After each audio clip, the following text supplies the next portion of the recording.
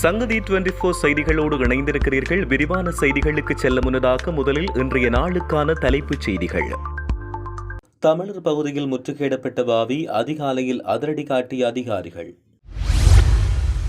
அடுத்த 2 வாரங்கள் மிகவும் ஆபத்தானது, மக்களுக்கு விடுக்கப்பட்டுள்ள எச்சரிக்கை.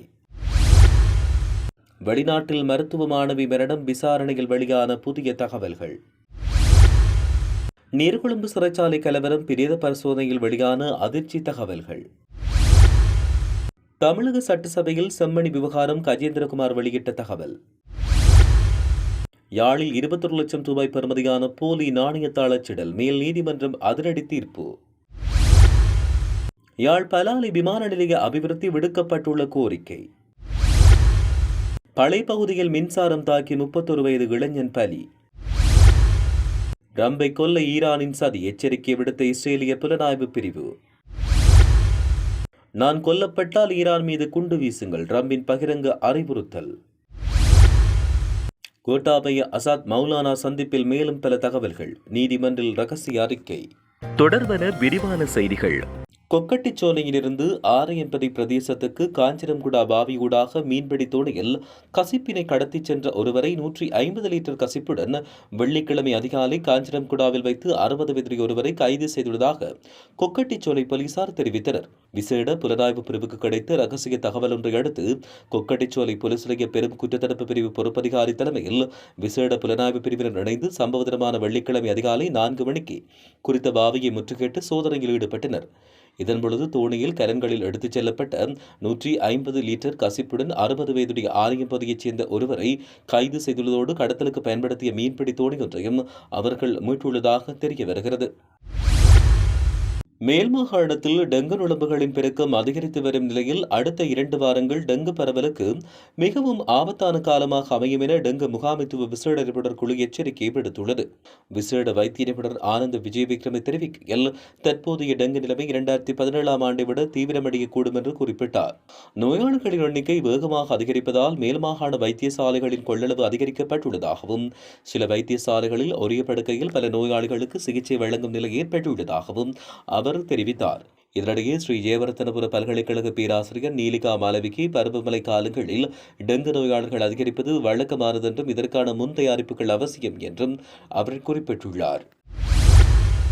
இந்தியாவின் கேரள மாநிலத்தைச் சேர்ந்த மருத்துவ மாணவியொருவர் உஸ்பெகிஸ்தானில் கொலை செய்யப்பட்ட சம்பவம் பெரும் அதிர்ச்சியை ஏற்படுத்தியுள்ளது.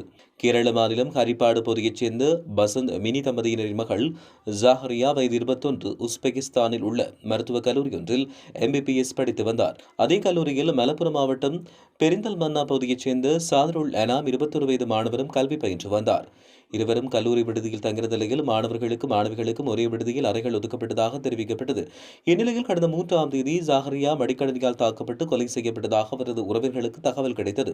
இதையடுத்து அவர்கள் உஸ்பெகிஸ்தானுக்கு சென்றனர். சம்பவம் தொடர்பில் மேற்கொள்ளப்பட்ட விசாரணையில் ஜாஹரியாவை மதம் மாறுமாறு வற்புறுத்தி சாதருல் அனாம் தாக்கியதாக குற்றச்சாட்டப்பட்டது. இதையடுத்து அவரை உஸ்பெகிஸ்தான் போலீசார் கைது செய்தனர். பிரேத பரிசோதனைக்கு பின்னர் ஜாஹரியாவின் உடல் விமானம் மூலம் கேரள மாநிலம் ஆலப்புழைக்கு கொண்டுவரப்பட்டுள்ளதாக தெரிவிக்கப்பட்டுள்ளது. நீர்கொழும்பு சிறைச்சாலையில் இடம்பெற்றதாக கூறப்படும் கலவரம் தொடர்பில் உயிரிழந்த சிறைச்சாலை அதிகாரிகளின் பிரேத பரிசோதனை அறிக்கையில் வெளியாகியுள்ள தகவல்கள் பெரும் அதிர்ச்சியை ஏற்படுத்தியுள்ளன. பிரேத பரிசோதனையின் போது சில அதிகாரிகளின் உடல்களில் கடுமையான தாக்குதலுக்கான அடையாளங்கள் பதிவாகியுள்ளதாக ஆரம்பகட்ட தகவல்கள் தெரிவிக்கின்றன. உடலில் பலத்த காயங்கள், தாக்குதலால் ஏற்பட்டதாக கருதப்படும் காயத்தடயங்கள் உள்ளிட்ட பல்வேறு அம்சங்கள் கண்டறியப்பட்டுள்ளன. மேலும் சில உயிரிழந்த அதிகாரிகளின் உடல்களில் கடுமையான உடல் துஷ்பிரயத்தை சுட்டிக்காட்டக்கூடிய காயங்கள் பதிவாகியுள்ளதாகவும் விசாரணையின் ஒரு பகுதியாக அவை ஆய்வுக்குட்படுத்தப்பட்டதாகவும் தெரிவிக்கப்பட்டுள்ளது. இதேவேளை கலவரத்தின் போது காயமடைந்த கைதிகள் தொடர்பான தகவல்களும் வெளியாகியுள்ளன. அதன்படி குறைந்தது 14 கைதிகளுக்கு துப்பாக்கிச் சூட்டு காயங்கள் இருந்ததாக தெரிவிக்கப்பட்டுள்ளது. இந்த சம்பவத்தின் பின்னணி, கலவரம் ஏற்பட்ட சூழ்நிலை, உயிரிழப்புகள் மற்றும் காயங்களுக்கு காரணமான நிகழ்வுகள் தொடர்பில் அதிகாரிகள் மேலதிக விசாரணைகளை முன்னெடுத்து வருகின்றனர். யாழ்ப்பாணம் செம்மணி அவலத்துடன் தொடர்புடைய இனப்படுகொலை சாட்சியங்களை தமிழக சட்டசபையில் முன்வைத்த தமிழக முதலமைச்சர் விஜய் தீர்மானித்துள்ளதாக நாடாளுமன்ற உறுப்பினர் கஜேந்திரகுமார் பொன்னம்பலம் தெரிவித்துள்ளார். செம்மணி போன்ற சம்பவங்களின் சாட்சியங்களை சர்வதேச சமூகத்தின் கவனத்துக்கு கொண்டு செல்லும் முயற்சிகளில் குறித்த சந்திப்பு முக்கியத்துவம் வாய்ந்ததாக அமைந்துள்ளதாக கஜேந்திரகுமார் பொன்னம்பலம் தெரிவித்துள்ளார். மேலும் தமிழ் மக்களின் வரலாற்றில் இடம்பெறுவதாக கூறப்படும் பாரிய மனித உரிமை மீறல்கள் தொடர்பான விடயங்களை சர்வதேச மட்டத்தில் எடுத்துச் செல்ல தொடர்ந்து நடவடிக்கை முன்னெடுக்கப்படும் என்றும் அவர் இதன்பொழுது குறிப்பிட்டுள்ளார். யாழ்ப்பாணத்தில் 21 லட்சம் ரூபாய் பெறுமதியான போலி நாணயத்தாள்கள் மற்றும் அவற்றை அச்சிட பயன்படுத்திய உபகரணங்களுடன் கைது செய்யப்பட்ட நபருக்கு யாழ்ப்பாணம் மேல் நீதிமன்றம் 6 ஆண்டுகள் கடுங்காவல் சிறை தண்டனை விதித்துள்ளது. கடந்த 2017ஆம் ஆண்டு யாழ்ப்பாணத்தில் 5000 ரூபாய் பெறுமதியான போலி நாணயத்தாள்கள் 21 லட்சம் ரூபாய் பெறுமதியில் கைப்பற்றப்பட்டதோடு அவற்றை தயாரிக்க பயன்படுத்தப்பட்ட உபகரணங்களும் மீட்கப்பட்டன. இத்தொடர்பில் சந்தேக நபர் ஒருவர் கைது செய்யப்பட்டு அவருக்கு எதிராக யாழ்ப்பாண மேல் நீதிமன்றில் வழக்கு தொடரப்பட்டது. குறித்த வழக்கு இன்று தீர்ப்புக்காக எடுத்துக் கொள்ளப்பட்ட போது சந்தேக நபரை குற்றவாளியாக அறிவித்த மன்றம் அவருக்கு 6 ஆண்டுகள் கடுங்காவல் சிறை தண்டனை விதித்து தீர்ப்பளித்துள்ளதாக தெரிவிக்கப்படுகிறது. இதன்போது குற்றவாளி சார்பில் முன்னிலையான சட்ட தண்டனை சிறை தண்டனையை ஒத்திவைக்கப்பட்ட சிறை தண்டனையாக மாற்றுவது நீதிமன்றில் கோரிக்கை விடுத்தார். எனினும் அந்த கோரிக்கை நிராகரித்த நீதிமன்றம் போலி நாணயத்தாள்களை புழக்கத்தில் விடுவது நாட்டின் பொருளாதார கட்டமைப்புக்கு பாரிய பாதிப்பை ஏற்படுத்தக்கூடிய குற்றம் என்றும் தெரிவித்துள்ளமை குறிப்பிடத்தக்கது. யாழ்ப்பாணம் பலாலி விமான நிலையத்தை அபிவிருத்தி செய்தால் அங்கு சுற்றுலாத்துறையை ஊக்குவித்து பொருளாதார நிலைகளையும் அபிவிருத்தி செய்ய முடியும் என தமிழ் தேசிய மக்கள் முன்னணியின் நாடாளுமன்ற உறுப்பினர் கஜேந்திரகுமார் பொன்னம்பலம் தெரிவித்தார். நாடாளுமன்றத்தில் நேற்று இடம்பெற்ற அமர்வின் போது நடைபெற்ற தனிநபர் பிரிவினை மீதான விவாதத்தில் கலந்து கொண்டு உரையாற்றும் போது அவர் இவ்வாறு குறிப்பிட்டார். மேலும் தெரிவிக்கையில் யாழ் மாவட்டத்தை சுற்றுலா பிரதேசத்தின் முக்கியமான மையமாக மாற்றுவதாக இருந்தால் அதற்கான போக்குவரத்து ஸ்தானங்களை உறுதிப்படுத்த வேண்டும். இதில் பலாலி விமான நிலையம் முக்கியமானது என்றும் அவர் இதன்பொழுது தெரிவித்துள்ளார். பளைப்பகுதியில் மின்சாரம் தாக்கி ஒருவர் உயிரிழந்துள்ளார். குறித்த சம்பவம் கிளிநொச்சி பச்சிலைப்பிள்ளை பிரதேச செயலாளர் பிரிவுக்குட்பட்ட பனிக்கேடி ஏக்கச்சி பகுதியில் இடம்பெற்றது. 31 வயதுடைய சிவகுமார் சிவதாஸ் என்பவரே இவ்வாறு உயிரிழந்தார். சம்பவம் குறித்து தெரிய வருகையில் குறித்த இளைஞன் மின்சார இணைப்பு வேலைகளை செய்து கொண்டிருந்த போது மின்சாரம் தாக்கியுள்ளது. இந்நிலையில் உடனடியாக படை வைத்தியசாலைக்கு கொண்டு செல்லும் போதே அந்த இளைஞன் உயிரிழந்தார். குறித்த சம்பவம் அந்த பகுதியில் பெரும் சோகத்தை ஏற்படுத்தியுள்ளதாக தெரிவிக்கப்பட்டுள்ளது. அமெரிக்க ஜனாதிபதி டொனால்ட் ட்ரம்பை கொலை செய்ய ஈரான் ஒரு புதிய மற்றும் குறிப்பிட்ட சதித்திட்டத்தை தீட்டியுள்ளதாக இஸ்ரேலிய புலனாய்வு பிரிவு அமெரிக்க அதிகாரிகளிடம் தெரிவித்துள்ளது.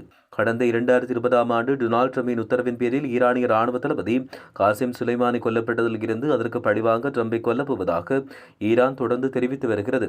இதில் சமீபத்தில் கொல்லப்பட்ட ஈரானின் உச்சத்தலைவர் அயதுல்லா அலி கமேனியின் இறுதிச் சடங்கின் போது நாங்கள் ட்ரம்பை கொல்வோம் என்ற வாசகங்கள் அடங்கிய பின்னர்களை ஈரானியர்கள் ஏந்தியிருந்தனர். இந்த தகவலை தொடர்ந்து ட்ரம்பின் பாதுகாப்புக்கு பல மடங்கு பாதுகாப்பு வழங்கப்பட்டுள்ளது. இது குறித்து செய்தியாளரிடம் பேசிய டொனால்ட் ட்ரம்ப் அவர்கள் என்னை ஒழிக்க நினைக்கிறார்கள். அவர்களின் அனைத்து பட்டியலிலும் எனது பெயர் முதலிடத்தில் உள்ளது என்றும் பாதுகாப்பு அச்சுறுத்தலையும் உறுதிப்படுத்தினார். ஒருவேளை ஈரான் தன்னை படுகொலை செய்தால் என்ன செய்ய வேண்டும் என்பது குறித்து அறிவுறுத்தல்களை தான் வழங்கியுள்ளதாக அமெரிக்க ஜனாதிபதி டொனால்ட் ட்ரம்ப் தெரிவித்தார். ஈரானின் உச்சத்தலைவர் அலி கமேனியின் இறுதிச் சடங்கின் போது ட்ரம்பை கொல்லுமாறு கோரி காட்சிப்படுத்தப்பட்ட பதாதைகளை சுட்டிக்காட்டி அவர் தெரிவித்தார். சர்வதேச ஊடகம் ஒன்றுக்கு வழங்கிய நேர்காணலில் அவர் இதனை தெரிவித்தார். இது தொடர்பில் தெரிவித்த அவர், நான் நீண்ட காலம் அவர்களின் இலக்கு பட்டியலில் இருக்கிறேன். நான் இத்தகைய ஒரு சூழலை எதிர்கொண்டுள்ளேன். ஒரே விஷயம் என்னவென்றால் எனக்கு ஏதேனும் நேர்ந்தால் அவர்கள் இதற்கு முன் பார்த்திராத அளவிலான மட்டங்களில் மிக கொடூரமாக குண்டு வீச்சு நடத்துமாறு நான் அறிவுறுத்தல் விடுத்து சென்றேன். தெஹ்ரான் இறக்க வேண்டும் என பல ஆண்டுகள் விரும்புகிறது. நீங்கள் என்னை மிஸ் பண்ணுவீர்கள் என்று நம்புகிறேன் என்றும் அவர் தெரிவித்தார்.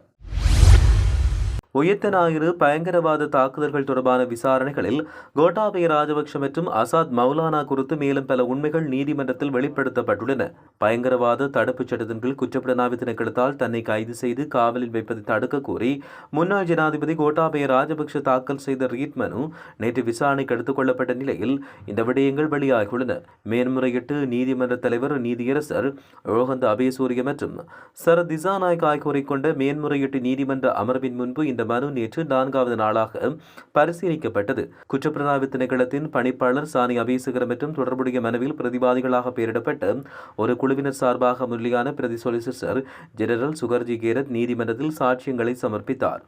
அவர் முன்வைத்தபடி ஈஸ்டர் தாக்குதலை தடுக்க நடவடிக்கை எடுக்க தவறியதற்காக எதிர்வாதியான ஷானி அபேசகருக்கு எதிராக உயர் நீதிமன்ற நீதியரசர் ஜனக்ரி சில்வா ஆணைக்குழு பரிந்துரைகளை வழங்கியதாக மனுதாரர் இதற்கு முன்னர் நீதிமன்றத்தில் தெரிவித்திருந்தார். உங்கள் அனைத்து அச்சிடல் தேவைகளுக்கும் ஒரே இடம். Photo copy and printing services, colour printing, binding and lamination, business cards, flyers and posters, fax and email services, rubber stamp, CD, DVD, Blu-ray duplication. வேகமான சேவை, தரமான வேலை. கோபி கூர்னோவ். மேலும் தகவல்களுக்கு இன்றே எங்களை தொடர்பு கொள்ளுங்கள். தொடர்புகளுக்கு 01 48 51 68 14.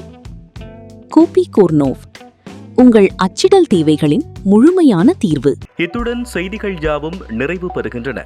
மேலதிக செய்திகளுக்காக சங்கதி 24.com உடன் இணைந்திருங்கள். வணக்கம்.